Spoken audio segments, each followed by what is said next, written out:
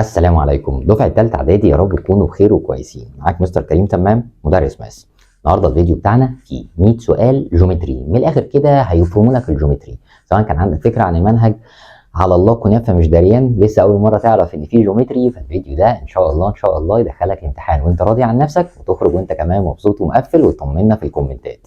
كل اللي عايزينه من حضرتك ان انت تكون هادي متفائل، تتوكل على الله قبل اي حاجة. حضر آلتك الجميلة، القلم بتاعك، كوباية النسكافيه، الورق بتاعك عشان تكتب أهم النوتس وتحل معايا.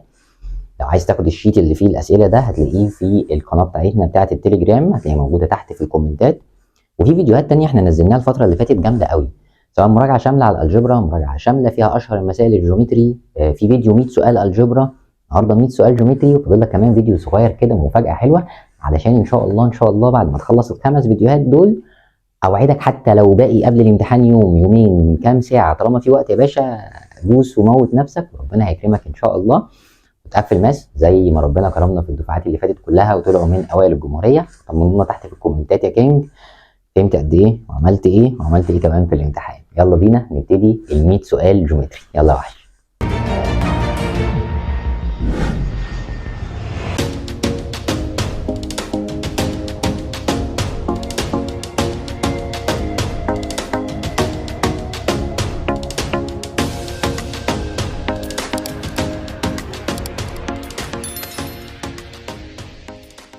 كالعاده زي ما اتعودتوا بقى وشفت المقدمه الرايقه بقى والحركات وبتاع والاجواء الحلوه اللي كانت في الانترو دي، نرجع بقى دلوقتي ونبتدي الهم، الاسئله بتاعت الجيومتري. بس ان شاء الله ما تكونش هم ولا حاجه، هنتوكل على الله نشوف اشهر 100 سؤال جيومتري يخلصوا لنا بقى العقده بتاعت الجيومتري دي خالص.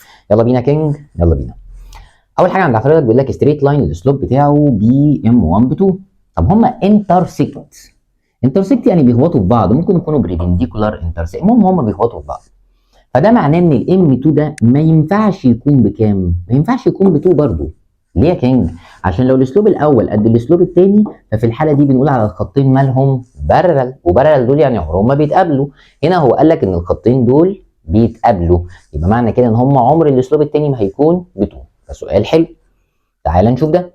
بيقول لك عايزين نجيب الاريا بتاعه التريانجل. السؤال ده مشهور، خلي بالك الفيديو ده انا نسيت اقول لك في المقدمه عشان لبست بس الحته البلطو القلاجه ده.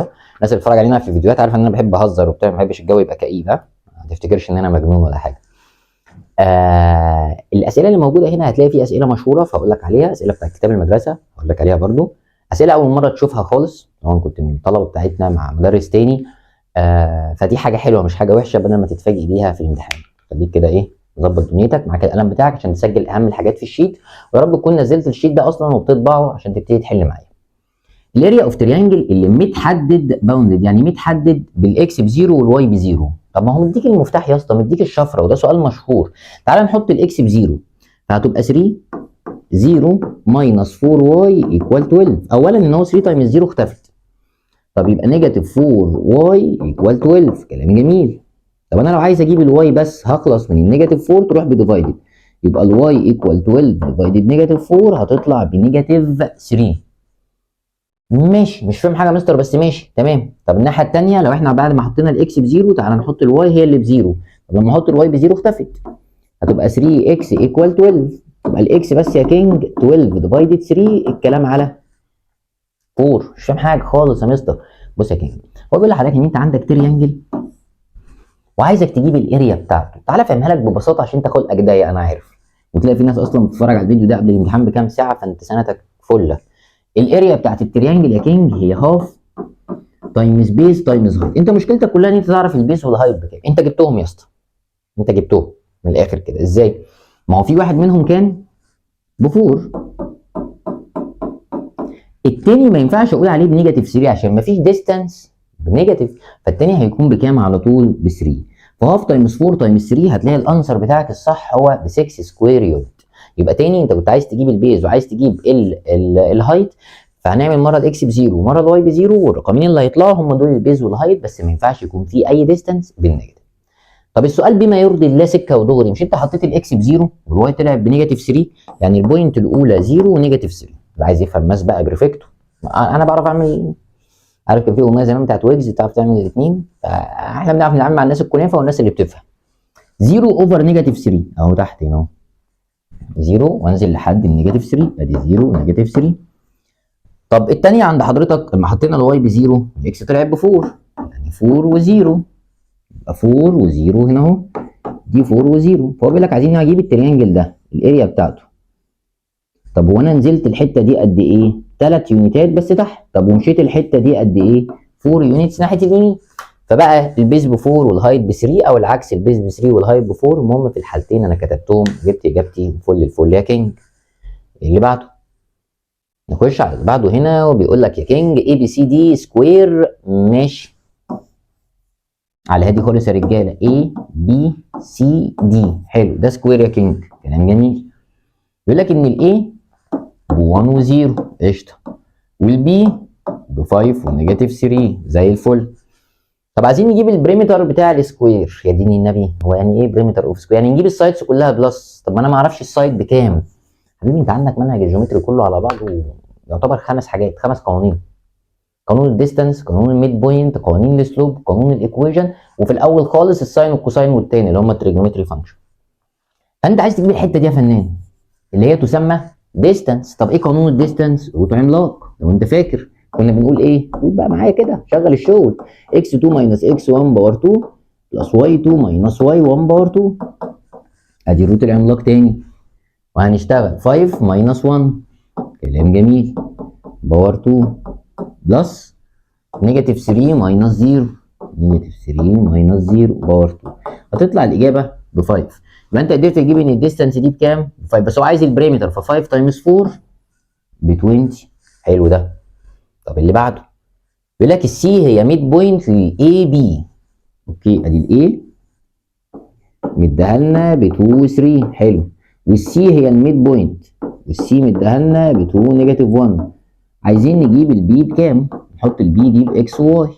طب نكتب القانون التاني بالمره، يا رب تكون عارف القوانين عشان دي هتبقى كارثه يعني، بس لو مش عارفها اكتبها معايا.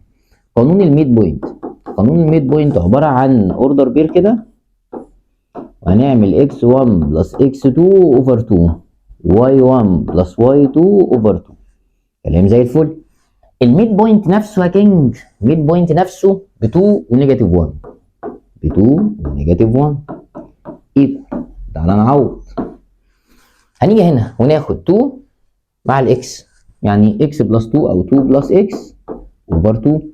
الناحيه الثانيه هناخد الواي دي مع الواي دي اللي هو 3 بلس واي اوفر 2 اللي هو القانون. طب وبعدين يا كينج؟ ولا اي حاجه، هتعيش بقى حياتك زي ما كنا بنشتغل في الالجبر، تاخد الاولاني مع الاولاني. هتيجي هنا كده على جنب تقوم قايل 2 بلس اكس اوفر 2 ايكوال 2.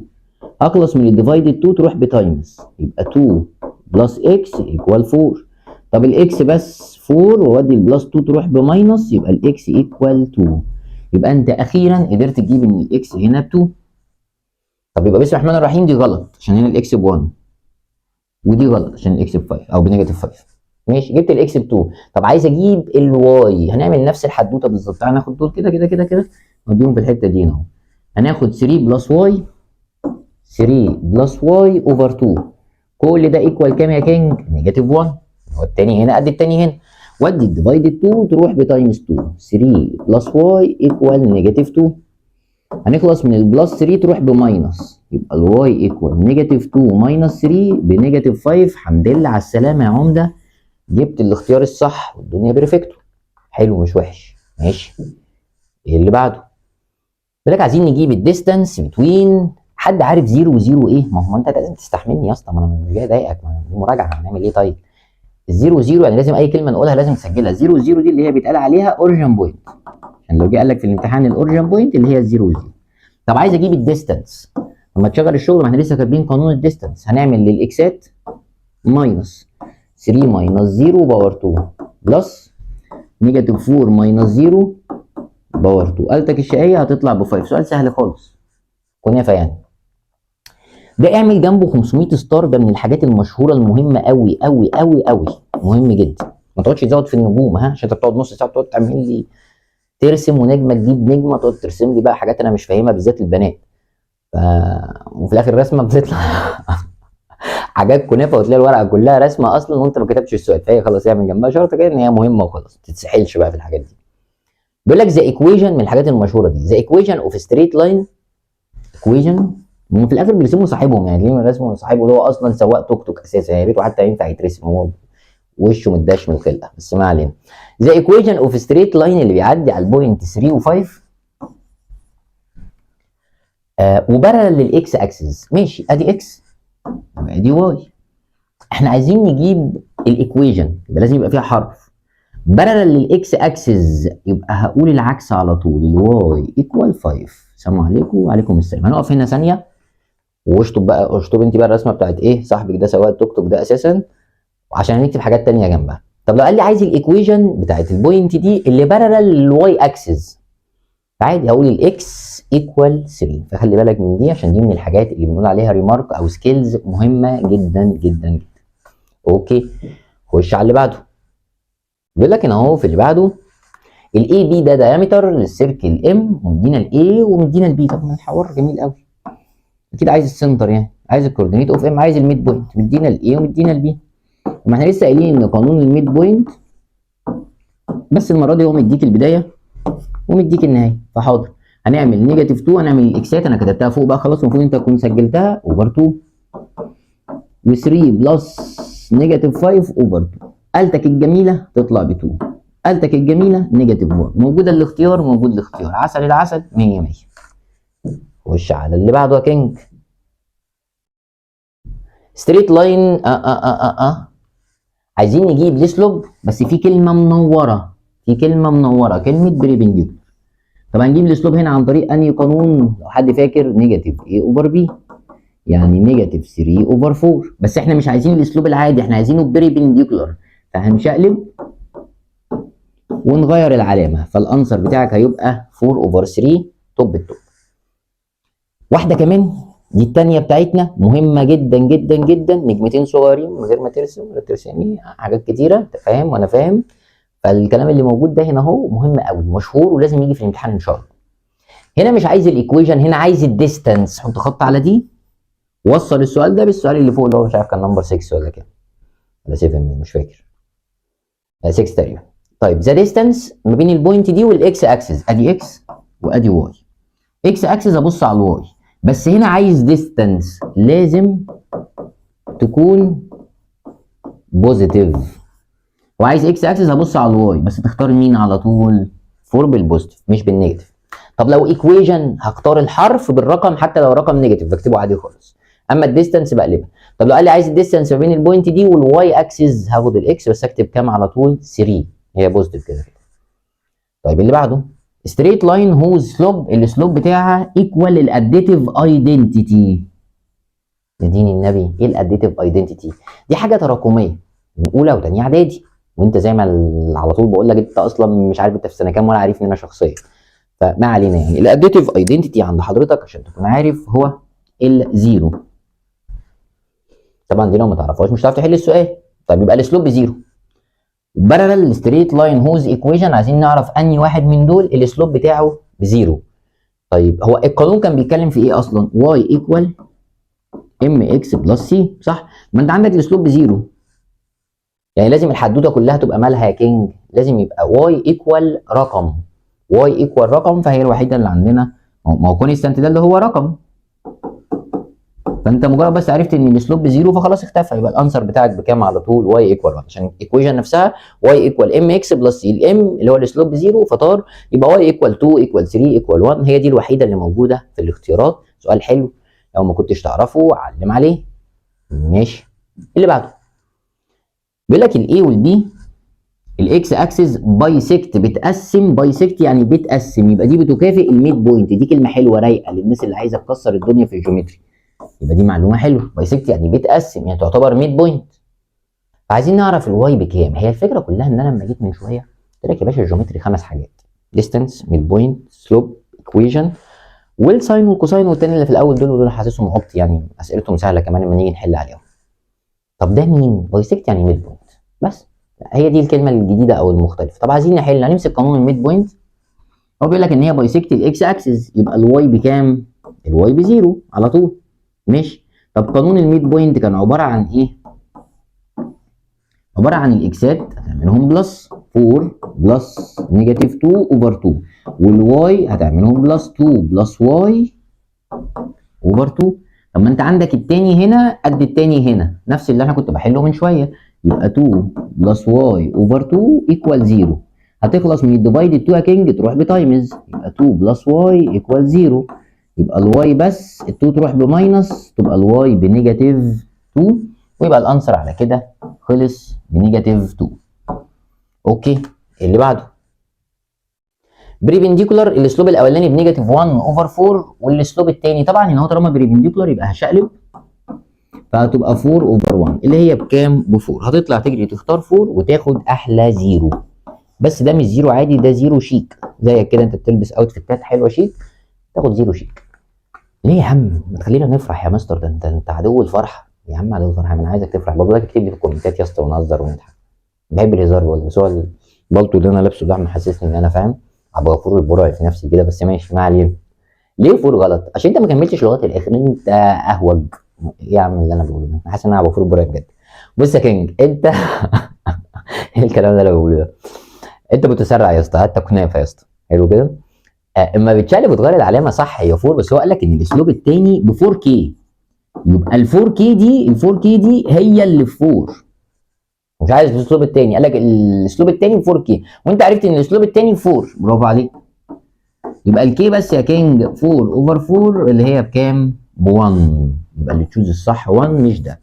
اما لو سالك عايز الاسلوب الثاني على طول فكنت هتقول 4، فهي عايزه بس شويه صبر وشويه ايه روقان عشان تقدر تدوس معانا بني. طب نمبر 13 دي مهمه من هنا للسنه الجايه، اهو ده ارسم يا اسطى جنبها، ارسم مفيش امل، ارسم جنبها عشان دي مهمه جدا. بيقول لك الاثنين ستريت لاين دول بارلل، كلام رايق. تعال نجيب الاسلوب بتاع الاولاني، القانون بتاعنا نيجاتيف A اوفر B، يعني نيجاتيف 1 اوفر 1. طب والاسلوب الثاني نيجاتيف A اللي هي بكي والبي 2، هما الاثنين هيبقوا ايكوال. وهتعمل سيزور بقى، عايز تشيل النيجاتيف مع النيجاتيف شغال يا وحش. هتخلص من الديفايد 2 هتروح هناك بتايمز او تعمل سيزور كده على طول، يبقى الكي ايكوال 1 تايمز 2 اوفر 1، يبقى الكي بكام؟ الكي ب 2، وهو بيسالك على الكي فالكي هتبقى ب 2. كلام جميل. بيقول لك الستريت لاين ده بيعدي على الاوريجن بوينت، هو بيعدي على الاوريجن بوينت. طب ايه هي الاوريجن بوينت؟ فاكر ولا انت بتشرب مخدرات ولا ايه قصتك؟ الاوريجن بوينت لسه قايلنا من 5 ثواني كده 0 0 بس. تشيل الاكس تحط 0 فدي اختفت، تشيل الواي تحط 0 فدي اختفت، يبقى الاي بكام؟ الاي ب 0، فهو كاتب 0 يبقى الاي ب 0، اي حاجه ب 0 هتختفي. اوكي اللي بعده يا كينج نمبر 15. بيقول لك ستريت لاين الايكويشن بتاعته اهي، بيعدي على انهي بوينت؟ بص يا كينج، دي من الحاجات المشهوره قوي، لما تلاقي واي ايكوال اكس فتعرف ان هي 0 0، او بمنطق تاني هو واي ايكوال اكس، يعني الاكس والواي قد بعض، ادي اكس وادي واي، هم دول قد بعض؟ لا. هم دول قد بعض؟ لا. هم دول قد بعض؟ لا. مش محتاجه يعني قصه. سلوب اوف ستريت لاين، عايزين نجيب الاسلوب. حلو ده، حلو ده، انت عارف مبدئي في الحياه، قلت لك قبل كده اقوله لك تاني يا رب تكون حافظه. المهم المنهج، احفظ المبدا. ايه المبدا؟ بيقول لك الحلو قول له في وشه يا حلو. على راي مين؟ على راي عادل، على راي عادل شكل. انا عايز ان انا لازم اروح اكل، انا لازم اوقف الفيديو ده يا رجاله عشان انا الاونلاين خطر عليا وانا جعان، لازم اروح اكل حاجه، والاسيستنت حوالينا عمالين يفركوا والله، موبايلاته عمالين يلعبوا ويعملوا، وانا قاعد كده ايه مكهربهم. راي عمرو دياب يا جدعان، انا بوظت اللي انا بقوله كله. ماشي، ما اقول لك احفظ معايا المبدا وانا مش عارفه. فده سؤال حلو ومختلف. ليه يا باشا؟ مش انت عندك ان الاسلوب بتاعك القانون بتاعه عباره عن ايه؟ قانون الاسلوب، قانون الاسلوب عند حضرتك هو نيجاتيف ايه اوفر بي. كلام جامد قوي. تلاقي حضرتك طالع تجري تجري تجري تختار دي، برضو غلط. انا مش جاي اضايقك بجد يعني، سيبك ان احنا شويه بنهزر شويه بنقلش بتاع، بس هنتكلم جد شويه، ما هو احنا عايزين ناخد اسئله مختلفه شويه، وده القانون. ايه هو الايه؟ ما هي دي بقى اللي تكتبها لو سمحت، دي اللي انا بقول لك هات الكشكول ده عشان تكتب الرقم اللي جنب الاكس. ايه هو البي؟ الرقم اللي جنب الواي. طب ما تجيش تدخل مخك في كده، يبقى القانون فيه نيجاتيف. الايه الرقم اللي جنب الاكس، مين اللي جنب الاكس هنا؟ مش رقم حاطط سي، خلاص عينيا يا عم هعمل له ايه. البي ده الرقم اللي جنب الواي، مين اللي جنب الواي هنا؟ الاي، فالانسر الصح بقى نيجاتيف سي اوفر اي، بناء على التركه اللي هو عايز يضحك عليها فيها، مبدل لك الايه الحروف وعامل لك شويه شقلباظات كده، بس هو ده القانون بتاعنا، نيجاتيف اي اوفر بي، يعني نيجاتيف الرقم اللي جنب الاكس وبي الرقم اللي جنب الواي. فتاخد بالك برضو من التركايه دي عشان حلوه قوي. تعال نشوف ده برضو سؤال حلو يا جماعه. انا عارف ان انا بقول على حاجات كتيره حلوه، بس هو فعلا اسئله كويسه وقيمه. وانا قلت لك ال 100 سؤال دول حلوين قوي. انا هوقف الفيديو كمان شويه، اروح اتخانق مع الاسيستنت كده عشان هم ايه، يظبطوا لنا الباوربوينت والبي دي اف وشويه حاجات من دول، وارجع عشان احاول خلي لك ال 100 سؤال دول الحاجات المكرره نقللها، خليهم مثلا 60 ولا 70، بحيث ان انت هتتفرج على الفيديو مره كمان وتحل. ماشي يا كينج؟ تعال نشوف دي. 5 اوفر 4 وكي اوفر 2 وهم دول الاسلوب، وهم بريبنديكولار. بريبنديكولار يا رجاله يعني واحد من دول هنسيبه زي ما هم، خلي بالك من دي، والتاني عشان هم بريبنديكولار هنشقلبه ونغير العلامه. ويفضل ان انت تعمل الحركه دي في الارقام، يعني اي واحد منهم، لا اما ده لا اما ده، بس ده فيه حروف سيبه زي ما هو، ده فيه ارقام فشقلبه وغير العلامه. طب تعالى نجيب الكي. الكي عند حضرتك ايكوال تو تايمز نيجاتيف 4 اوفر 5، هتطلع نيجاتيف 8 اوفر 5، وده اللي تشويز الصح عند حضرتك توب التوب. حلينا سؤال من الاسئله المشهوره اللي بتيجي في الامتحان. تعال نشوف اللي بعده. بيقول لك سيركل السنتر بتاعها هو الاوريجن بوينت، السنتر هو الاوريجن بوينت، ماشي، اند راديوس، والراديوس ب 3. يا جماعه ان شاء الله ان شاء الله متوقع ان ده يجي، متوقع انه جاي في الامتحان. سجل بقى، انا بقول لك ان ده من الحاجات المتوقعه. ها اديني قلت اهو. السنتر بزيرو و0، اوكي، والراديوس ب 3، تمام. انهي بوينت من دول تعتبر موجوده على السيركل؟ بص يا كينج، عشان ده من الحاجات المشهوره قوي، احنا هنستخدم انهي قانون هنا؟ قانون الديستانس. بس قانون الديستانس عن طريق حاله خاصه، ركز معايا كده. يعني انا همسك قانون الديستانس بتعمل 2 بوينت باور 2، لا انت هتمسك دي بس 1 باور 2 بلس 3 باور 2. ليه ما بعملهاش اكس 2 ماينس اكس 1؟ عشان الثانيه بزيرو، فكده كده مش هتفرق في حاجه، هتعمل 1 ماينس 0 باور 2 فوقك. هنعمل دي زي ما هي بالكالكوليتر وتطلع روت 10. هل الراديوس بروت 10؟ لا، يبقى دي اجابه غلط. طب هنعمل روت ونمسك نيجاتيف 2 باور 2 وروت 5 باور 2، هتطلع ب 3. هل دي ب 3؟ يبقى هو ده اللي تشويز الصح. هتيجي تجرب دي هتطلع بروت 10، هتيجي تجرب دي هتطلع بروت 5، كلهم حاجات غلط، دي بس اللي صح. ده سؤال مشهور متوقع ان هو يجي في الامتحان، فاكتبه وعلم عليه. لو في حاجه جت اصعب منه سنه، بدل ما يقول لك الراديوس هيجيب لك الدايمتر. نفس السؤال هو ونفس الاوريجن بوينت وكل حاجه، بس يجيب لك الدايمتر ب 6، فتقوم انت جايب نصها، جايب الراديوس ب 3، وتمسك الاختيارات تعمل لها كلها قانون الديستانس المختصر ده. شكرا، طلع نفس الراديوس، تمام. يبقى لازم الايه، الديستانس بتاع كل اوردر بير من هنا يطلع هو الراديوس. فول يعني. اللي بعده سؤال من الاسئله برضو المشهوره بتاعت كتاب المدرسه. ده كتاب المدرسه، ده الشغل يا باشا بتاع كتاب المدرسه. بيقول لك البريبنديكولار ديستانس، المسافه ما بين ده وده، عشان تيجي ترسم دول كده وتبقى عارف ادي الاكس وادي الواي. طيب الواي عند ال 3 والواي عند النيجاتيف 2، فهو عايز يعرف المسافه ما بينهم قد ايه. دي ب 3 ودي ب 2، فالمسافه كلها هتبقى بكام يا كينج؟ هتبقى ب 5. ونتفرج على الفيديو، في فيديو كده كان مدته ساعتين الا 10 دقايق، ده موت. ده ايام ما كنت انا في الاجازه كمان بشرحه بروقان، قبل ما تزنق معاك الزنقه السودا دي. ما انت مش مزنوق لوحدك، بصور الفجر انا كمان مزنوق، انا كمان عشان الامتحان بتاعكم قرب. فكان جامد قوي، كان فيه الكلام ده برده، كان اعصابنا هاديه فيه والدنيا فيه فلالي يعني. فهتلاقي السؤال ده مكرر عشان موجود في كتاب المدرسه. ماشي يا كينج. هنا بيقول لك الاي بي بارل للسي، ده كنافه، ده سهل خالص. الاثنين دول بارل، والاسلوب بتاع الاي بي بنيجاتيف 2، يبقى الاسلوب الثاني بكام؟ نيجاتيف 2، مش محتاجه يعني. طب تعال نشوف ده ايكويشن اوف ستريت لاين. بص يا باشا، اي ستريت لاين هنا بيعدي على الاوريجن بوينت، طالما بيعدي على الاوريجن بوينت، خد بالك من المعلومه دي وسجلها معايا، يبقى السي بزيرو. ايه هي الايكويشن؟ واي ايكوال ام اكس بلس سي. خلاص السي بزيرو اختفت. طب عايز اجيب الام، هنختار قانون اسمه تان سيتا، اللي هو تان 45، اللي هو بكام؟ ب 1. يبقى واي ايكوال 1 اكس، يعني الاختيار الصح عندنا هيكون واي ايكوال اكس. كلام جميل. اللي بعده بسم الله الرحمن الرحيم. بيقول لك اي بي سي دي، تك تك تك تك تك، اي بي سي دي، ده ماله يا كينج؟ باراليلوجرام. طب الاي بي ده هيبقى بارالل الاسلوب بتاعه، او الاسلوب بتاعه ايكوال مين؟ دي سي اللي قصادها، او السي دي. طب ذا لينس اوف انترسبتد بارت للواي اكسس، يبقى نحط الاكس بزيرو على طول، شيل الاكس وحط زيرو، يبقى 3 واي ايكوال نيجاتيف 12.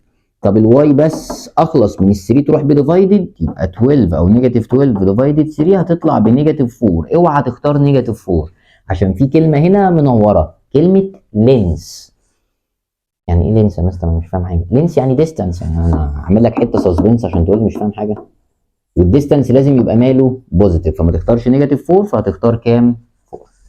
فهو قال لك انترسبتد بارت للواي اكسس، يبقى احط الاكس بكام على طول؟ احط الاكس بزيرو. طيب اللي بعده بيقول لك السيركمفرنس اوف سيركل، ومدينا السنتر ومدينا البوينت اللي بيعدي عليها دي. طيب اوكي، عايزين نجيب السيركمفرنس اللي هو 2 باي ار ناقصنا الار. ادي السيركل، ادي السنتر بزيرو وزيرو، وفي بوينت موجوده هنا على السيركل ب 3 و4. يبقى انا هنا هو عايز اجيب المسافه دي، الديستانس دي اللي هي تسمى راديوس. فالقانون بتاعنا هيبقى، عايز تعملها بقى اللي هي الحاله الخاصه، 3 باور 2 بلس 4 باور 2 على طول هتطلع بخمسة. ليه؟ اصل يا جماعه هتعمل ايه؟ هتقعد تنونو تعمل 3 ماينس 0، ما 3 ماينس 0 ب 3 على طول. يبقى انت عرفت ان الراديوس ب 5، يبقى 2 باي واشيل الراديوس واحط 5. 2 تايمز 5 10 باي. السلام عليكم. وعليكم السلام. انت كده انجزت يا كينج 24 questions. طيب وصلنا دلوقتي بقى ل 25. اتفق معاك اتفاق، احنا ما بقيناش غرب بقى، احنا 5 فيديوهات مع بعض، فانت خلاص اخدت عليا وانا اخدت عليك. انا مش عارف اشتغل وانا جعان، هم عاملين يجيبوا شويه حاجات كده وشويه عصاير وشويه بتاع، فانا هروح اشرب معاهم. جايبين سحلب وجايبين شويه حاجات كده اروق عليهم واطردهم كلهم بره بصراحه عشان في وش ورايا هنا، وارجع احل شويه حاجات في التابلت برضو. ممكن احل شويه حاجات في التابلت عشان ما تشوفنيش وانا بشرب السحلب والحاجات دي، ما ينفعش. و نرجع نكمل بقيه الاسئله برضو تاني على الباوربوينت بتاعنا هنا اهو في السمارت بورد، بس بعد ما نحل شويه على التابلت. ماشي يا كينج؟ هحرمك مني شويه كده تقعد تسمع الصوت بقى، ونقعد نحل مع بعض كده واحده واحده، ونرجع نكمل بقيه الاسئله. مش هتحس بحاجه انت. يلا بينا نكمل.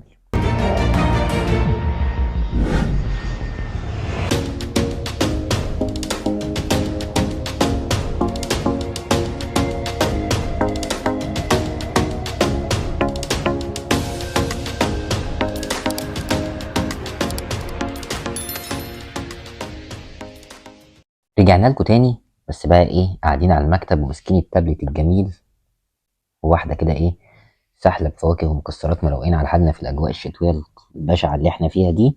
ونكمل يا كينج بقى السؤال نمبر 25. وانت تقوم روق على حالك، ياض اي حاجه، كوبايه نسكافيه، روق على حالك باي حاجه يعني.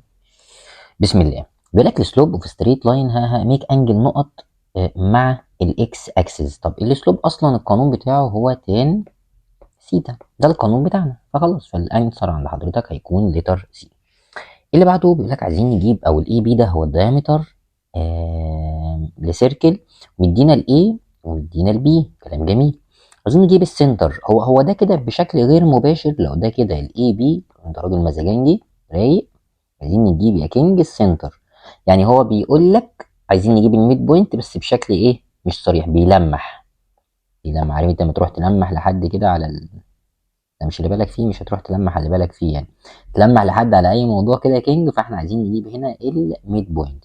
طب ايه القانون بتاع الميد بوينت لو انت فاكره؟ هنيجي هنا نعمل الاكس 1 بلس الاكس 2 اوفر 2، واي 1 بلس واي 2 اوفر 2. طب تعالى نعوض. هنقعد هنا كده ونشتغل. تعالى ناخد الرقمين بتوعنا اهم، هنيجي هنا اهو كده على جنب، وهنعمل نيجاتيف 1 بلس 3 اوفر 2، وناخد الواي مع بعض 5 بلس 1 اوفر 2. هتطلع الاولى بنيجاتيف 1 وهتطلع الثانيه ب 3. لا سوري انا اسف، هتطلع ب 1 بوزيتيف. تطلع هنا اهو كده دي ب 1 بوزيتيف. نيجاتيف 1 بلس 3 اللي هي ب 2 اوفر 2 ب 1. يعني المفروض نمسك الاله يعني في الاجواء دي، بدل ما احنا ماسكين السحلب كده نسيب السحلب، ده انت مش شايفني، ونمسك الاله الحاسبه عشان نظبط الدنيا. خش على اللي بعدها كينج. سلوب اوف ستريت لاين بارلل للواي اكسس. لحد هنا 90% من تالتة اعدادي حافظين الكلام ده. بارلل للواي اكسس، اجري اختار اند فايند. صح صح، بس خد بالك من الحته اللي هنا حبيبي، انت بتتفرج على الفيديو ده عشان ربنا يكرمك وتقفل. ممكن يقول لك بريبنديكولار على الاكس اكسس. سؤال ابن جنيه، ابن جنيه حرفيا. ليه الناس بتشوف اكس اكسس فتختار زيرو؟ حبيبي هي لو بارلل للاكس اكسس تبقى بزيرو، بس هنا بيقول لك بيعرفك ان بريبنديكولار على الاكس اكسس. انا التليفون بيرن وبشر، انا حاسس ان انا قاعد على القهوه اقسم بجلاله الله. بريبنديكولار، مع ان قايل للناس كلها اللي حواليا والله يعني يعملوا موبايلات سايلنت، بس ما علينا. بريبنديكولار على الاكس اكسس يا كينج هي بتكافئ بارلل للواي اكسس، ففي الحالتين الاجابه اندفايند، بس ناخد بالنا من دي عشان الناس ما تتلخبطش. طب تعال نشوف اللي بعده. عايزين نعرف الاي دي بقد ايه. الاي دي انا بحب اقول الاسئله دي، بحبها، دي اسئله انا بحبها طبعا، مالكش دعوه بايه، ده رايي الشخصي، ممكن انت تحبها معايا ولا لا. الاي دي بكام؟ اولا بصي ان هو كده 12 و9، ما بحبش العيال اللي هي بتخاف، حفيظه بصمجيه، يقول لك اه ده اوردر بير، ده اكس وده واي. صح يا اسطى مامي، هو يعني ايه 12 و9؟ يعني انا مشيت هنا كده كده كده كده كده 12، طلعت فوق 9، يعني دي ب 9 ودي ب 12. طب ما طالما دي ب 9 يبقى اللي قصادها دي الناحيه التانيه بكام؟ ب 9، يبقى الاي دي بكام؟ ب 9. دي حته حلوه. طب لو سالك الدي سي بكام؟ ب 12. طب عرفت منين؟ عرفت عن طريق الاوردر بير، بس هو مش اكس وواي بس، يعني مشيت 12 وطلعت 9. هنشوف اللي بعده. اللي بعده مدينا انا اهو اوردر بير، بس نصغر كده الايه الكلام ده كده، ماشي. مدينا الاوردر بير ده اللي هو يبقى فيه اكس وواي، كلام جميل. تعالى نعوض عنها. هنيجي هنا نعمل 3 ونشيل الاكس ونحط 0 ماينس 4 ونشيل الواي ونحط ايه بلس 12 ايكوال 0. دي اختفت، يبقى عندنا نيجاتيف 4. لا يا جماعه بقى الناس دي لازم نحاسبها. ايكوال نيجاتيف 12، النيجاتيف راحت مع النيجاتيف، يبقى الواي ايكوال 12 ديفايدد 4 ايكوال 3. يبقى عندنا الواي ب 3، وانت هنا اهو الواي حطيت مكانها مين يا كينج؟ حطيت مكانها ال اي، يبقى الاجابه عندنا هتكون ب 3. اللي بعده equation of straight line، دي عارفينها يا مستر، قانون الايكويشن y equal mx بلس c. عايش يا بطل، عارف الاغنيه بتاعت عايش بطل مش عارف ايه كده، حلوه منك يا بطل برضو دي، انت كده. طب يقول لك الاسلوب يا كينج ب 1، حلو، يبقى y equal 1x، وبيعدي على الاوريجن بوينت، بيعدي على الاوريجن بوينت عند حضرتك، يبقى معنى كده ان c بزيرو. لو انت راجل مزاجنجي كده ولسه فاكر، هنا نختار بس اللون الايه الاخضر ده عشان بحبه، فهنا السي هتبقى بزيرو، بمعنى كده ان الاجابه هتبقى واي ايكوال اكس، هو ده اللي تشويز الصح عندنا. كلام جميل، ماشي. خش على اللي بعده. بيقول لك سلوب اوف ستريت لاين ميك انجل، بيعمل الانجل ب 45. طب ما دي عاديه، احنا لسه قايلين حالا القانون بتاع السلوب هيبقى تان 45 اللي هي ب 1. سؤال سهل ومباشر. تعال نشوف ده. بيقول لك بارل للاكس اكسس، ده الامان، ده اللي 90% من ثالثه اعدادي عارفينه. بارل للاكس اكسس يا كينج، يبقى السلوب ايكوال 0. اللون ده مش حلو، مش عاطفي، هناخد الموف، بحب الموف. الاسلوب عندك بزيرو. طب تعالى هنا اهو، الناس اللي بتتفرج عليا والله انا بحب بس اشرح وانا مزاجي رايق، والله مش مجنون والله، ما تخافوش يعني، بحب اقعد اهزر كده وانا بشرح. القانون بتاع الاسلوب يا رجاله هو y2 ماينس y1 x2 ماينس x1. تعالى نعوض. طبعا دي x ودي y ودي x ودي y 1 و1 و2 و2. تعالى نعوض ان هو كده، فهتبقى y2 اللي هي بk ماينس 3 تحت 2 ماينس 8. كل ده الاسلوب نفسه بكام؟ بزيرو. عشان تبقى فاهم يعني ايه زيرو، زيرو دي معناها ان اللي فوق بزيرو. يعني انا ممكن السطر ده كده اخد اللي فوق اللي هو k ماينس 3 ايكوال 0. طب لو عايز اجيب الكي بس يا وحوش، اخلص من الماينس 3 تروح هناك ببلس، فل الفل توب التوب، عايش يا بطل، يبقى الكي ب 3. طب لو هو كان قال لي بارل للواي اكسس، فكانت هتبقى انديفايند، وانديفايند معناها اللي تحت بزيرو. وقلنا زيها في المراجعات اللي فاتت، وهنقول زيها كمان لسه في الفيديو ده، لسه ليه تكمله، ولسه في كمان فيديو ليله الامتحان، هروق عليك يعني هروق عليك. طيب تعالى نشوف دلوقتي الحاجات دي، نمسح بقى نعمل الحركه اللي انا بحبها دي، اهو. توب التوب توب التوب توب التوب. يلا بينا. السؤال الاخير نمبر 33 الاخير في الصفحه دي يعني. مدينا الاي بي بريبنديكولار على السي دي، وعايزين نجيب السلوب بتاع السي دي، هما بريبنديكولار، فعادي خالص هتروح تجيب السلوب بتاع الاي بي اللي هو لسه قايلين القانون بتاعه اللي هو y2 ماينس y1 هي 0 ماينس 2، وx2 ماينس x1 يعني 0 ماينس ماينس 1 اللي هي بلس 1، تطلع الاجابه بنيجاتيف 2. بس هو بيقول لك ان هما بريبنديكولار، فكل اللي احنا هنعمله هنا يا كينج ان احنا نيجي على جنب كده، يا نيجاتيف 2 اوفر 1، فانت هتشقلبها تخليها 1 اوفر 2 وتغير العلامه بتاعتها، يبقى الانسر بتاعك هيكون ب هاف، ده اللي تشويز الصح عشان هي بريبنديكولار. طب نخش على الصفحه اللي بعدها. 34 بقى هنا يا رجاله، بص هي بالخبره هو بيقول لك ان التو بوينت دول الديستانس المسافه ما بينهم ب1. بص هي بالخبره لازم الاي تبقى بزيرو، ده بالخبره. طب ليه يا مستر؟ عشان عايزين نقول ذاك. اولا هي الاجابه ب1، اوكي، فلازم كل حاجه تبقى بزيرو عشان الناتج يكون ب1، فتشيل الاي وتحط زيرو، دي اسلم حاجه ممكنه. طب عايزين نتاكد، تعال نكتب قانون الديستانس. الجيومتري حلوه يا رجاله والله الترم ده، خليك متفائل، خليك متفائل، والله الحياه حلوه. فيديو بتاع اليوتيوب، وهقول لك، وانا قلت في اول الفيديو هنا المفروض نعمل ايه، وهقول لك تاني في الاخر كام حاجه مهمه. صح كده وظبط. قانون الديستانس لو انت فاكره كان عباره عن x2 ماينس x1 اللي هي 0 ماينس a باور 2 بلس y2 ماينس y1 اللي هي 1 ماينس 0 باور 2. كل ده ايكوال الديستانس نفسها ب 1. طب هنخلص من الروت يروح هناك بباور 2. اوكي، 0 ماينس a اللي هي a باور 2 يعني a باور 2، يعني اللوكشه دي كلها على بعضها كده تبقى ب a باور 2 بلس نيجاتيف او 1 ماينس 0 كل باور 2 هتطلع ب 1. كل ده ايكوال الروت اللي هنا، وده هيروح هناك بباور 2، 1 باور 2 اللي هي 1. طب البلس 1 تروح بماينس 1، يبقى ال a ايكوال 1 ماينس 1 بزيرو، a باور 2 بزيرو. طب لو عايز اجيب ال a بس روت الزيرو هتطلع بكام؟ بزيرو، ده اختيار صح. طب عايزين نجيب هنا السلوب. ايه قانون السلوب عند حضرتك؟ الاسلوب عند حضرتك ليه قانون كده بس مش كل الناس برضو عارفاه. هما 3 قوانين احنا قلنا ونبهنا عنهم. هنا طالما مدينا ايكويجن، يا كينج كده، الايكويجن اللي عندنا، انا هرجع الاسيستنت تاني ولا ايه؟ الايكويجن اللي عندنا اللي هي دي هتبقى القانون بتاعها نيجاتيف a اوفر b. يعني هنيجي نعمل نيجاتيف ال a ب a وال b بنيجاتيف 1، فدي راحت مع دي، فمعنى كده ان هو قال لك ان الاسلوب نفسه بكام؟ ب 3. طب يبقى a over 1 equal 3، ده معناه ان ال a بكام على طول؟ ب 3، والاختيار بتاعك هو لتر دي. كلام بسيط وكلام رايق. ماشي يا كينج، اللي بعده. ودي على طول 36. مدينا البوينت دي والبوينت دي، بيقول لك ميك عامله انجل قد ايه. طب يعني بالبلدي كده عامله انجل قد ايه؟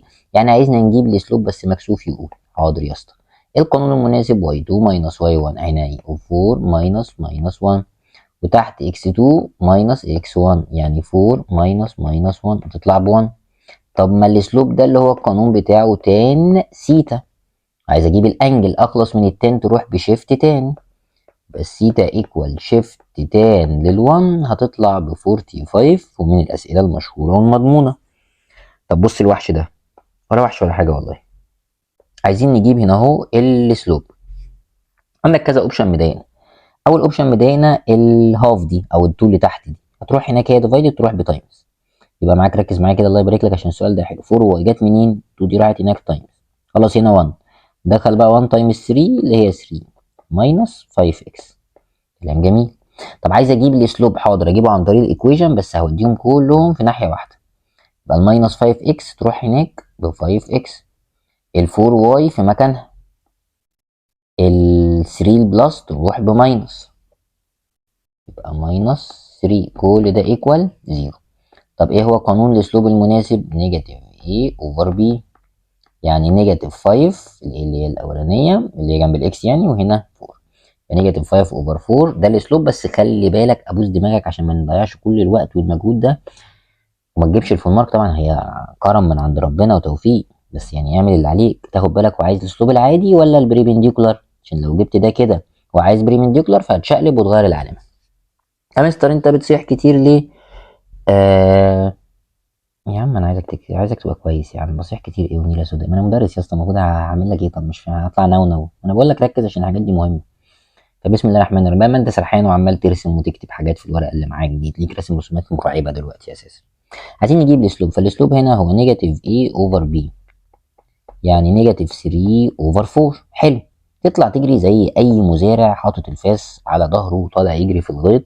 اختار نيجاتيف 3 اوفر 4 احسن يلا، عشان كنت بتتريق عليا وشايف ان انا بصيح. انا عايزك تبقى باشمهندس قد الدنيا يا اسطى. ما كاتب بريبنديكولار اهو يا اسطى، هتقفل امتى بدماغك دي؟ هنمسك دي نشقلبها ونغير العلامه، فاما نشقلبها تبقى 4 اوفر 3، هي نيجاتيف تبقى بوزيتيف، يبقى ده الاختيار الصح وده غلط.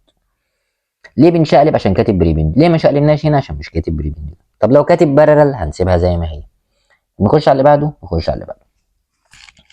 بيقول لك الاي بي سي دي ده سكوير سكوير سكوير سكوير سكوير. جميل. A B C D. مدينا ال A ومدينا ال B. عايز البريمتر. كل اللي انت هتعمله ان انت بس مطلوب منك يكون عندك مخ بشري. هنجيب ال AB اللي هي ديستانس. ايه قانون الديستانس؟ روت عملاق. نعمل للاكسات كده ماينس، يبقى 2 ماينس 1 اللي هي بلس 1 باور 2. هنعمل للواي ماينس نيجاتيف 5 ماينس 1 اهي. 3 تبقى ب 9. 9 و 16 تطلع ب 5.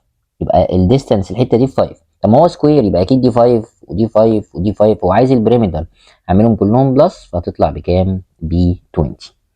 طب تعالى نشوف اللي بعده. طبعا القوانين يا جماعه بتاعت الديستانس والحاجات دي موجوده واتهرست في الفيديو الاولاني بتاع اليوتيوب وفي ليله الامتحان، وقلناها في اول الفيديو ده كمان.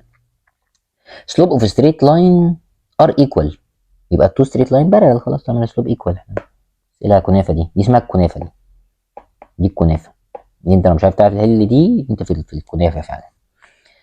the length of the y intercepted by straight line y intercepted y cuts y intersect كلهم معناهم ان انا اقول ان الاكس بزيرو. الناس بتاعتنا طب الاكس بزيرو فدي اختفت. بنيجاتيف 3 واي ايكوال 6. يبقى الواي بس 6 ديفايدد نيجاتيف 3 هتطلع بنيجاتيف 2. هتطلع تجري تختار نيجاتيف 2 فهتاخد زيرو. ممكن تركز في الكلام ده بعد اذن حضرتك وبجد تسيب اللي في ايدك ده لو انت سرحان او بتضرب سندوتش عمال تنام تفرتكه، سيبه كده وركز معايا بعد اذنك. يا مستر ما انا جبت الواي بنيجاتيف 2، ما خلاص انا فهمت انترسبتد او كاتس او انترسكت اللي الواي اكسس احط الاكس بزيرو. كل ده كلام جميل وعارفينه. ليه بقول غلط؟ عشان هنا هو عايز ديستانس. مفيش، ممكن اكتبها بالعربي، مفيش ديستانس. مش هعرف اكتب ديستانس بالعربي صراحه. ديستانس بالنيجاتيف مستحيل. فلازم تختار مين على طول؟ L2. فدي من الحاجات المهمه اللي انت لازم تكون عارفها. equation of y axis خطر دي خطر. equation of y axis فهي x equal 0. طب ده ريمارك يعني يا مستر زي سكيلز كده معانا؟ جامده وحلوه جدا. طب ممكن نضيف عليها سكيلز كمان؟ الفهيمه بس اللي مخهم شغال بس هيبقى متوقع انا هقول ايه. equation of x axis صح يا كينج. طب equation of x axis الواي بزيرو عكسها على طول. ماشي. طب مدينا ال 3 بوينت دول وبيقول لك عايزين نعرف التايب اوف تريانجل. طبعا ده سؤال ما ينفعش يجي تشوز خالص. ده سؤال لازم نعيش اجواء فيه، اجواء ستيبس بقى كامله.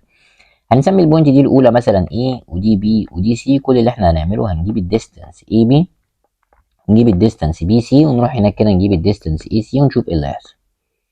AB هنعمل الاكسات ماينس، يبقى نيجاتيف 3 ماينس 0 باور 2 و0 ماينس 3 باور 2. تطلع الإجابة عندك 3 روت 2. كلام جميل. اللي بعده نشتغل على البي وعلى السي. نعمل روت 0 ماينس 3 باور 2 بلس 0 ماينس 3 أو 3 ماينس 0 باور 2 هتطلع 3 روت 2. ماشي، اتنين قد بعض. تعال ناخد بقى الاي سي. الاي والسي تبقى نيجاتيف 3 ماينس 3 باور 2 ومعانا اهو بلس 0 ماينس 0 باور 2. هتطلع الإجابة بتاعت حضرتك ادي 6 باور 2 هتطلع ب 6. كده في اتنين بس هما اللي قد بعض، فمعنى كده ان التريانجل هيكون ايسوسيلس. بس بص ابن الجنية، في ايسوسيلس عادي وفي ايسوسيلس ورايت. سافل. سؤال سافل، مش اللي حاطط الامتحان، هو السؤال سافل صراحة. ليه؟ كده بيخليك تعمل تيست كمان. هل انت لسه فاكر ازاي تعرف هي رايت ولا لا؟ يا مستر كنت بمسك اكبر سايد فيهم. طب مين اكبر، 6 ولا 3 روت 3؟ تعال نجرب بالآلة كده. نكتب 3 روت 2. انا قلت 3 روت 3. 3 روت 2 دي لما اعملها بالآلة هتطلع ب 4.2، يبقى ده الكبير. فنمسك السايد ده لوحده نعمل له باور 2. 6 باور 2 ب 36. ونمسك الاثنين التانيين 3 روت 2 باور 2 و 3 روت 2 باور 2. بالكالكوليتور هتطلع الاثنين دول كده كده كده كده مع بعض ب 36 برضه. الله، يبقى ده ايسوسيلس وفي نفس الوقت رايت. فده حوار جامد جدا جدا جدا ان انت ممكن لا قدر الله بعد كل التعب ده تختار تشوز من التشوز اللي هو حاططها لك كمين وتغلط. خلي بالك مع النظام الجديد في الاسئله بقت التشوز دي هي اصعب حاجه مختلفه واكتر حاجه الناس بتضيع فيها درجات. فمحتاجين قوي في الفيديو ده ان احنا نركز قوي قوي فيه، ويا ريت كمان تحله تاني لو ينفع. انت معاك الشيت سواء استلمته مننا في السنتر سواء اونلاين، فلقيت الشيت بتاع البي دي اف في اي جروب بقى او في المنصه بتاعتنا. عارف المنصه بتاعتنا اسمها مستر كريم تمام. انت لو عملت سيرش عن كريم تمام في اي حاجه، سواء اخوك مشهور يعني، سيبك من ان انا بشرب سحلب وبتاع ومروق على حالي كده، وليا اصدقائي اللي في القهوه كده اللي بيروقوا عليا، بس لا اخوك مشهور يعني. اعمل سيرش كده على اليوتيوب، على الفيسبوك، على الانستجرام، فهتعرف توصل لنا على طول. حتى على جوجل تلاقي المنصه بتاعتنا، في التليجرام كمان هتلاقي البي دي افات والحاجات دي كلها موجوده. ماشي، فمهم جدا ان انت تنزل الحاجات دي، تتفرج على الفيديو مره، بعد كده تنزل الشيت تطبعه وترجع انت تحل تاني على طول بسرعه بسرعه. يبقى احنا كده فرتكنا الجزء بتاع الجيومتري. تعال نشوف دي. بيقول لي اف السلوب اوف ستريت لاين جريتر ذان زيرو، اكبر من الزيرو. بص يا كينج، طالما السلوب بوزيتيف فالانجل بتبقى اكيوت، عشان تبقى فاهم الحته دي ريمارك. طب ممكن تضيف معايا دي بقى، تكتبها لو معاك ورقه وقلم وبتكتب، او كشكول كده نوتس جميله. لو السلوب نيجاتيف، كل دي معلومات انت عارف نفسك، المعلومه دي مش عندك فبتزودها. لو السلوب نيجاتيف فالانجل هتبقى مالها اوبتيوس. طب لو الاسلوب بزيرو هتبقى بارلل للاكس اكسس. طب لو الاسلوب انديفايند هتبقى بارلل للواي اكسس. خلاص، قلنا كل الايه، قلنا كل الاحتمالات اللي عندنا يا كينج. ماشي، اللي بعده بيقول لك اسلوب اوف ستريت لاين بنيجاتيف 3. طب الاسلوب عند حضرتك هو نيجاتيف ايه؟ الايه ده اللي جنب الاكس اوفر بي ده اللي هو اللي جنب الواي، مش الاول والتاني يا جماعه. ها، كل ده ايكوال نيجاتيف 3.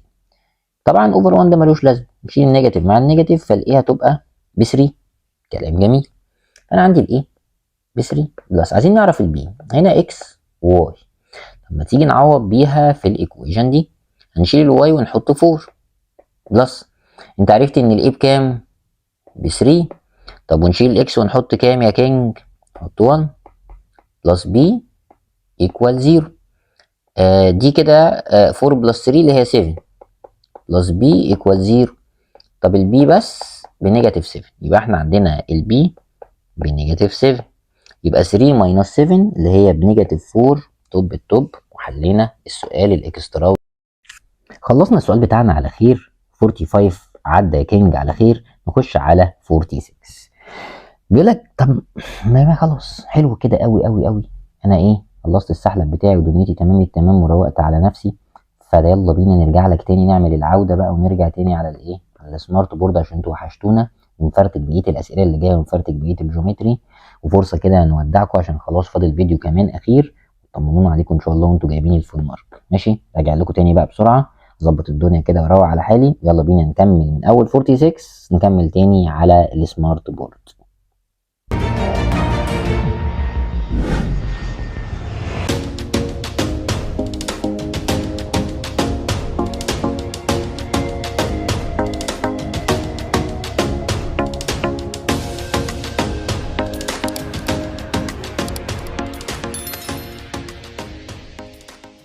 رجعنا تاني بقى يا صاحبي، بدل التكتيفه اللي احنا كنا متكتفينها دي. يلا بينا نرجع كده ونشوف بعضينا ونعيش نفسينا كده الاجواء الحلوه بتاعه المراجعه. بص يا كينج، كنا وصلنا لغايه 46 الحمد لله، طردنا الاسيستنت والموبايلات وشغل النوش ده. احنا عندنا مراجعات يا اسطى، عايزين نطلع اوائل الجمهوريه. بيقول لك سلوب اوف ستريت لاين اللي بيعدي على التو بوينت دول ب 3. سؤال صعب كده تشوفه وتشعر بالظلام. تعال نشوف قصته ايه. اولا مدينا 2 بوينت، فانا عايز اجيب السلوب. فالسلوب القانون بتاعنا المناسب هيكون واي 2 بس واي 2 بص قد ايه؟ قد الجاموسه. هتبقى 4 كي ماينس 1 ماينس واي 1 اللي هي اوريدي برضو جاموسه ثانيه، بس المره دي عشان تيجي تعمل ماينس حطهم في براكت. ليه في براكت؟ هقول لحضرتك 2 كي بلس 1. احنا راجعين يا باشا بسؤال قاتل، ده قاتل. انت لو ما حطيتش براكت فالماينس دي هتبقى لل 2 كي بس، انما لما تحط براكت فهتجبر نفسك ان انت تعمل خطوه كمان وتدخل الماينس لل 2 كي وتدخل الماينس لل 1. ده من الاسئله الصعبه يعني، وباين على شكله اساسا. طب بعديها القانون كان بيقول اكس 2 اللي هي كي ماينس 2 ماينس اكس 1 اللي هي كي. طب مستر انت ليه ما حطيتش الكي هنا في براكت؟ عشان هي واحده، مش محتاج احط براكت من الماينس للكي على طول. قال لك ان الاجابه بتاعت الكلام ده كله الاسلوب نفسه بكام يا كينج؟ الاسلوب نفسه ب 3. طب على الهادي واحده واحده، تعال ندخل الماينس هنا وهنا بسم الله. يبقى عندنا 4 k ماينس 1، ندخل الماينس هنا هتبقى ماينس 2 k، ندخل الماينس هنا هتبقى ماينس 1. طب تحت الكي راحت مع الماينس كي، يبقى نيجاتيف 2 ايكوال 3. ابتدت تنور سيكا سيكا، مش قوي ها. نخلص من الديفايدد نيجاتيف 2 تروح بتايمز. اوكي، يبقى انت عند حضرتك هنا نجمع بس الاول 4k ماينس 2k هتطلع 2k، نيجاتيف 1 ونيجاتيف 1 يعني نيجاتيف 2 ايكوال نيجاتيف 2 تايمز 3 بنيجاتيف 6. حلوت شويه، حلوت صراحه. الماينس 2 هتروح ببلس، يبقى انت عندك 2k ايكوال نيجاتيف 6 بلس 2 اللي هي بنيجاتيف 4. طب لو عايز اجيب الكي بس، نيجاتيف 4 ديفايدد 2 هتطلع بنيجاتيف 2. بعد تعب وعذاب وصلنا ان الكي عند حضرتك بنيجاتيف 2، ونقول لك برافو عليك على راي مدحت شلبي، صح يا كينج. حلينا بس سؤال قاتل يعني. احنا دخلنا بالاسئله القاتله عشان كده انا رجعت لك عشان نبقى فيس تو فيس كده ايه، وربنا يستر عليا وعليك يا ابني. انا كمان والله ما عايز ازنق نفسي الزنقه السوداء اللي انت مزنوق فيها دلوقتي. كنت فاكر ان الواحد لما يبقى مدرس خلاص بقى تعيش حياه الحريه وبتاع، لا نقعد لحد 5 و6 الفجر نقعد نصور. بسم الله. هنقعد اندب كتير ليه يا عم؟ انا لسه ضارب واحد سحلب ومروق على حالي. بيقول لك ستريت لاين جواب برد اصله واي ايكوال كذا كذا كذا كذا بارل ستريت لاين. استنى انا شكلي فاهم سيكا. مش دي ايكويشن اوف ستريت لاين اللي هي واي ايكوال ام اكس بلس سي؟ طب ما ده معناه ان الاسلوب يا مستر بايه ماينس 1. انت مزاجنجي جامد جدا لو انت لقطت الفكره دي. ماشي. بيقول لك بارلل، كلمه بارلل دي بنسيب الحاجه زي ما هي. الستريت لاين تاني بيعدي على التو بوينت دول. طب ما تيجي نجيب السلوب من دول، يلا بينا يا كينج. واي 2 ماينس واي 1 عايش يا وحش، اكس 2 ماينس اكس 1 عايش يا وحش. هتطلع الاجابه عند حضرتك ب 3. ماشي. يبقى انت معاك a ماينس 1 ايكوال 3 عشان a ماينس 1 دي السلوب، والسلوب اللي انت جبته ب 3. الماينس 1 تروح ببلس، يبقى 3 بلس 1 يا كينج ب 4. والحمد لله ابتدينا نعدي من المسائل القذره، مسائل صعبه. باك نسيت اقول لك ان احنا ظبطنا الاسئله وفلترناها وشفت كل الحاجات المكرره شلتها، وحاولت اوفر لك الملزمه دي يكون فيها 60 سؤال تشوز بحيث ان انت يبقى عندك قدره تحلهم تاني. راي اخوك الكريم تمام الشخصي، وبراحتك في كل الاحوال. انت تتفرج على الفيديو مره، انت كده كده نزلت ان شاء الله الشيت والبي دي اف بتاعك معاك من قناه التليجرام اللي قلت لك عليها. ترجع تحله انت بايدك وتشوف الفيديو مره كمان وتشوف الغلطات بتاعتك. ماشي يا كينج؟ اتفرج الاول بعد كده تبتدي تحل، تشوف انت فاكر ايه وفهمت ايه والدنيا تمام، وترجع مره كمان تشوف الاجواء النهائيه بقى والاجابات بتاعتك النهائيه. تعال نشوف ده اتنبح حس فيه. الاو اي ب 4، الاو بي ب 3، الاو اي ب 4 والاو بي ب 3. طب انا اقدر اجيب ده يا مستر عادي. يلا يا باشا، 3 باور 2 بلس 4 باور 2 تطلع ب 5. ماشي. دلوقتي عايزين نجيب الايكويجن اوف الاي بي. للاسف الشديد هو ما كانش عايز كده، وكان عايزك تجيب الايكويجن. سؤال صعب سافل. تعرف تحله؟ برضه. اول الفيديو خالص لما طلعت لك بنفس البلطو ده كده الشياكه، كنت بقول لك ان البوينت دي تحت هي دي اهو موجوده على الواي اكسس، يبقى الاكس بزيرو وانا نزلت تحت 3 خطوات، يبقى دي نيجاتيف 3 تتجاب عن طريق الرسمه. طب هنا دي موجوده على الاكس اكسس، يبقى الواي بزيرو، بس انا مشيت 4 خطوات ناحيه الشمال. ما هو ده يا جماعه دول الاكسس بتوعي، ده بوزيتيف ده نيجاتيف، ده بوزيتيف ده نيجاتيف. يبقى انت بقى عندك 2 بوينت، فتقدر تحل عادي. تقدر تجيب السلوب اللي هو y2 ماينس y1 نيجاتيف 3 ماينس 0 و0 ماينس 4 هتطلع نيجاتيف 3 اوفر 4. ده السلوب. يبقى دي شغاله معايا وحش ودي شغاله معايا. طب الانترسبتد بارت ممكن امسك اي بوينت اعوض بيها، بس انا عندي حاجه تاني. الانترسبتد بارت للواي اكسس اللي هي الحته دي اصلا يعني، واسمه انترسبتد بارت للواي اكسس فهي الحته دي. الحته دي اللي هي بكام؟ ب 3 بس 3 تحت، فهتبقى نيجاتيف 3. طب لو مش على هواك ومش فاهمني عادي، ما تقفلش مخك. مش القانون كان واي ايكوال ام اكس بلس سي؟ وانت خلاص جبت الاسلوب اهو، نيجاتيف 3 اوفر 4 اكس بلس سي. ولا تضايق نفسك عادي خالص. عايز اجيب السي محتاج بوينت، عندك بدل البوينت 2 روح عوض بيهم، هتلاقي السي طالع عند حضرتك بكام؟ بنيجاتيف 3. خلاص براحتك يعني، لو انت مش عايز تاخد اللقطه دي، هي كانت حته حلوه برضو قلت اقولها لك. تعال نخش على اللي بعده. الستريت لاين اللي قدامك ده ميك ان انجل، وجايب لي قيمه الانجل. بس في عندي مشكله في الستريت لاين ده. ايه المشكله؟ ان انا عايز اجيب السلوب. السلوب عند حضرتك هو نيجاتيف a والاي ب 1 اوفر بي، والبي بنيجاتيف روت 3، يعني هتبقى 1 اوفر روت 3. النيجاتيف راحت مع النيجاتيف. طب ما ده عباره عن تان سيتا. السلوب برضو ليه قانون اسمه تان سيتا. طب لو عايز اجيب السيتا، شيفت تان يا وحش، شيفت تان ودي يا كينج 1 اوفر روت 3 تطلع ب 30.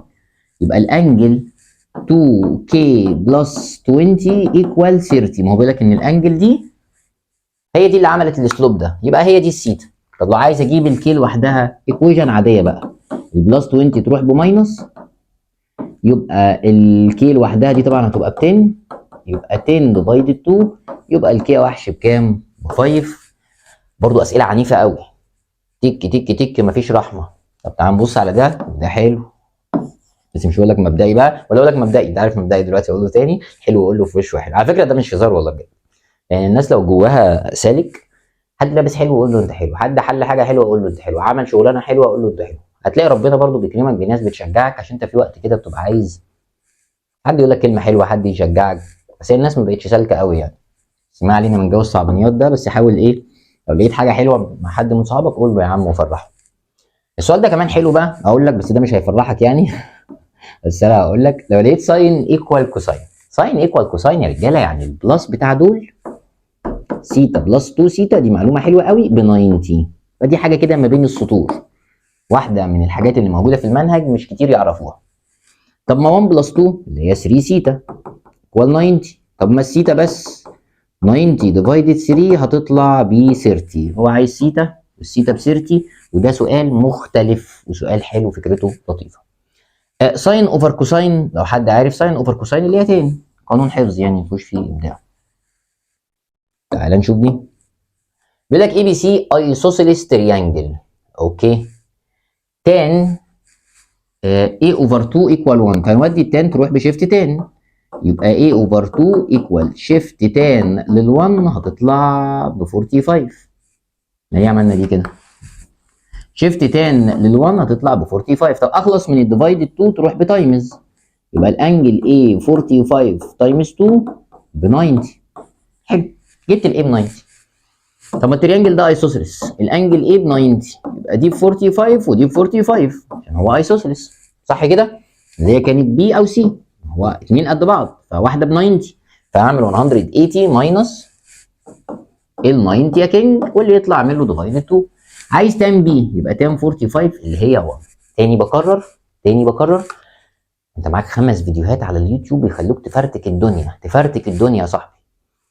دي من الحاجات الصعبه، اسئله ال 100 سؤال دي فيها ليفلات صعبه، فعشان ما تتقفلش لو انت نص نص ضعيف ارجع شوف فيديو الريفيجن العاديه خالص بتاع الجيومتري. استنى الفيديو اللي هو ممكن يكون نزل خلاص دلوقتي وانا بتكلم معاك، اهم تريكس واهم الافكار واشهر المسائل وكتاب المدرسه برضو، يعني ساعات ما قبل الامتحان دي اتفرج عليها برضو هتظبط معاك الدنيا. فعلى حسب، بس دي اسئله للناس اللي هتقفل تطلع اوائل المحافظات، تفرحنا تشرفنا، فلازم يكون معاك محصول كده او مخزون كويس من المعلومات. طيب تان سيتا تايمز كوساين سيتا، سؤال حلو برضو. التان دي يا رجاله عباره عن ساين اوفر كوساين. طب ما في كوساين فوق وفي كوساين تحت راحوا مع بعض، فتطلع الاجابه بساين سيتا. ان شاء الله ان شاء الله ان شاء الله، انا متفائل قوي قوي بيكم، متفائل بالشغل بتاعي. فان شاء الله بعد الامتحان هنصور لك الملزمه ونقول لك السؤال ده اهو جه في الامتحان، والسؤال ده اهو جه في الامتحان. فحاول على قد ما تقدر تكون انت كمان باذن الله فرحان معانا، واحنا بنقول ان الاسئله دي جت تكون انت عارفها، مش فرحان ان السؤال جه في الملزمه وانت مش عارف تحله. فلازم ال5 فيديوهات تشوفهم كاملين. تعال نشوف ده واحد من الاسئله التراكميه، سؤال تراكمي كده ابن جنيه من تانية اعدادي تقريبا. بيقول لك اي بي سي ده رايت انجل تريانجل اد بي، اوكي، وادي ايه وادي سي. الاي بي هاف الاي سي، الاي بي نص الاي سي، يبقى معنى كده ان الانجل دي ب 30. دي المعلومه اللي انت ممكن تكون ناسيها، عشان السايد اللي اوبزيت لل 30 هاف الهايبوتنس. يبقى احنا اكتشفنا من السطر المريب ده ان الانجل سي ب 30. طب ما كده خلاص، يبقى الانجل ايه ب 60 والتريانجل 180. طب عايزين نجيب كوساين ايه، يعني عايزين نجيب كوساين 60، بس احنا طبعا كنا مفكينا الشفره من بدري، فكوساين 60 هتبقى بهاف، وتحل السؤال الاكسترا بقى سؤال عادي.